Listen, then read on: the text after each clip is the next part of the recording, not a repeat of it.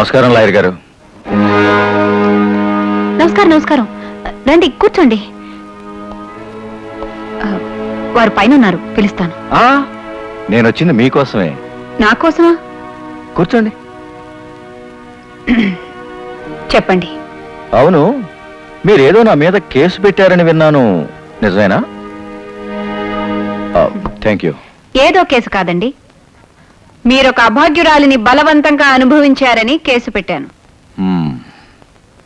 అంటే నా పలుకుబడిని పవర్ని తక్కువ అంచనా వేశారు కదూ? నోనో, లాయర్లు నేరస్తుడి నేరాన్ని గురించి ఆలోచిస్తారే గాని పలుకుపడి పవర్ని గురించి కాదు. అయితే మీ భర్త ఎమ్మెల్యే పదవి పోయినా పర్వాలేదా? ఏమిటి, బ్లాక్మెయిల్ చేస్తున్నారా? చూడండి, మా వారికి మీ పార్టీలోకి రాకమునిపే కార్లు బంగ్లాలు ఉన్నాయి.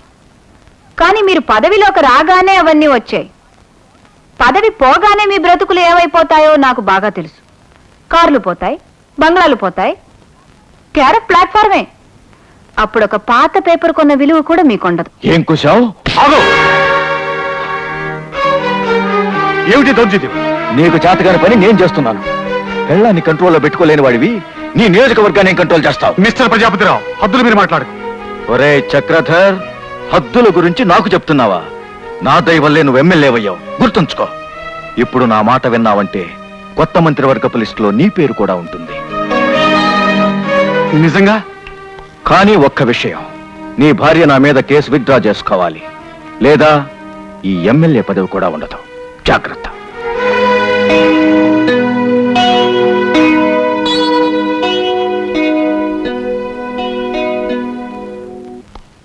శ్రీదేవి, అతని మాటలు పట్టించుకోకు.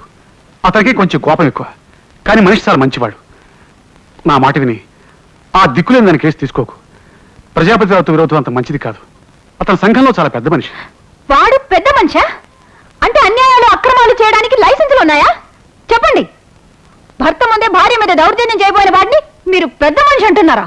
అటువంటి వాళ్ళు పదవి కోసం అంత నీచానికైనా దిగజారుతారు. అలాంటి వాళ్ళతో మనకెందుకు? నా మాట విని కేసు. నా వృత్తికి నేను అన్యాయం చేయలేను. శ్రీదేవి, నా బాధ అర్థం చేసుకో. మంత్రి పదవి రావడం ఎంత కష్టమో నీకు తెలియదు.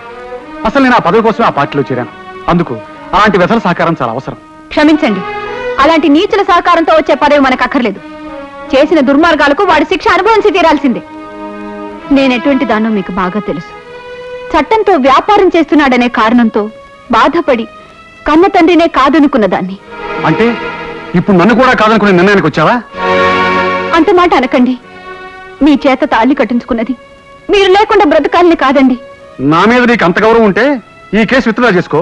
నేను న్యాయం చేస్తానని సీతకు మాట ఇచ్చానండి. అంటే నీ భర్త భవిష్యత్తు కంటే చెడిపోయి బజార్న పడ్డ ఆ సీత నీకు ఎక్కువ? మీలాంటి వారు అనవలసిన మాట కాదండి అది. ఒక ప్రజాప్రతినిధిగా నీతికి న్యాయం చేయడం మీ ధర్మం. కోర్టుకి టైం అయింది, నేను వెళ్ళొస్తాను. ఆగో, నన్ను కాదని నువ్వు కోర్టుకెడితే మళ్ళీ ఇంట్లో అడుగు పెట్టడానికి వీల్లేదు. ఏమండి? భర్తను గౌరవించలేని నీకు ఇంట్లో స్థానం లేదు. Get out. అది కాదండి, నా మాట స్టాప్ ఇట్. ఇంకేం చెప్పక్కర్లేదు. మర్యాదగా బయటికి వెళ్తావా, మెడబట్టి బయటికి గెంటించమంటావా? సరే, పోతాను. మీ మాట ప్రకారం వెళ్ళిపోతాను. కానీ నా చివరి క్షణం వరకు మీకోసం, మీ పిలుపు కోసం ఎదురు చూస్తుంటాను.